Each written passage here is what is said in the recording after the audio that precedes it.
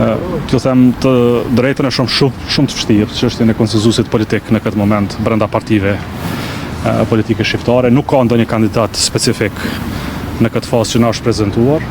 Në këtë periudhë, me autorizimet që ka marrë nga Kuvendi i LDK-s, do t'i kthejem grupit parlamentar dhe do t'i raportoj e njoftoj të gjithë ata për zhvillimet e fundit politike dhe diskutime që kemi pasur unë, sekretari i LDK-s, me 3 parti politike në Republikën e Kosovës. Pra, me shot vështirë konsenzusin, nuk ka ndonjë emër që na është prezantuar, nuk na është kërkuar vota për ndonjë emër specifik. LDK-ja me 15 deputet as mund caktoj emër për kandidat në këtë fazë, besa as mund të nominoj DK, sepse siç e dini, duhet 30 nënshkrime për këtë fazë.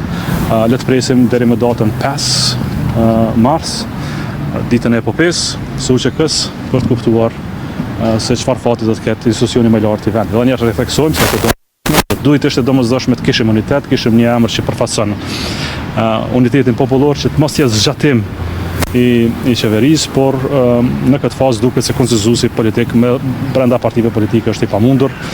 Natyrisht kur s'ka konsenzus do të ketë garë, por garë LDK nuk e preferon si të tillë, sepse rezultati dihet. Kur ka garë, s'ka konsenzus, është vështirë të bëhen 80 vota. Pra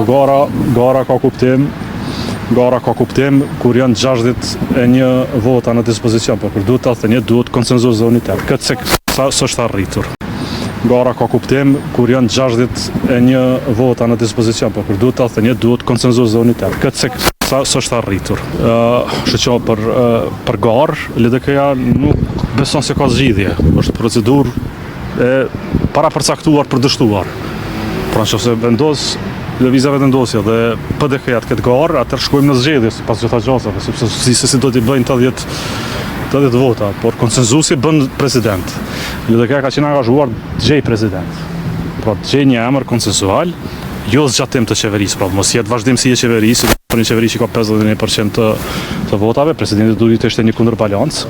Nuk ka emër, nuk ka proces konsultativ tutje, sa po kuptoj, dhe tani du të presim 2-3 ditë të rashëm për të kuptuar. Herën e kaluar kemi pas 3 alternativa. Para ka qenë imponimit, cilin e heqëm prej tavolinës me njëherë. Më pas ka qenë marrëveshja politike dhe konsenzusi.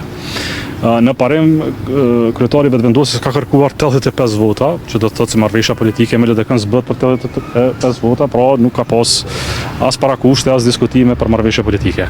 Pra jo s'kemi folur për marrëveshje politike, as me lëvizjen vetëvendosje, as parti tjera në mesvete në këtë fazë, sa kam kuptuar nuk kanë. Atëherë le ta provojnë garën, por LDK-ja i sugjeron që të provohet konsenzusi para garës. Ne nuk kemi qenë ndrejmë për emrat përveçëm, por s'kemi thënë asnjëherë që kemi apo s'kemi vot për zonin Osmani. Pra, natyrisht jam takuar, si jam takuar. LDK gjithmonë ka qenë e përgjegjshme ndaj institucioneve, por natyrisht imponimet nuk janë zgjidhje adekuate. Në këtë fazë nuk kemi qëndrime refuzuese ndaj askujt. Aq më pak ndaj zonës Osmanit. Nuk është prezant një emër i tillë.